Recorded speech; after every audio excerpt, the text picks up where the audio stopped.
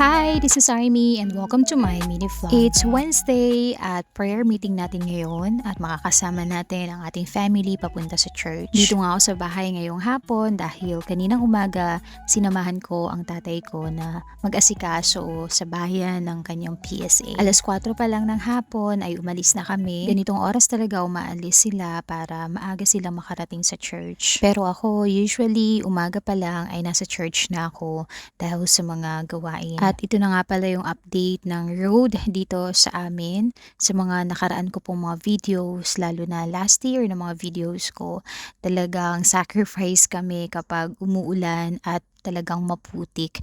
Pero ngayon sa biyaya ng Panginoon, tinugon ang ating panalangin for how many years. Praise God, ngayon po ay inaayos na nila at simula sa baba, kalsada na siya paakyat. Dito na kami sa church, nag-commute nga kami dahil yung chairman namin susunduin niya yung kanyang mga kids sa bayan. Kaya binaba niya lang kami kanina at praise God nakasakay din kami agad. Praise the Lord, nakarating po tayo ng safe. Exactly 6 p.m. nga ang start ng prayer meeting namin at kailangan naming mag-umpisa talaga ng ganong oras para hindi masyadong gabihin kami sa pag-uwi. I'm so blessed sa mensahe ng Panginoon na ipinahayag niya sa amin.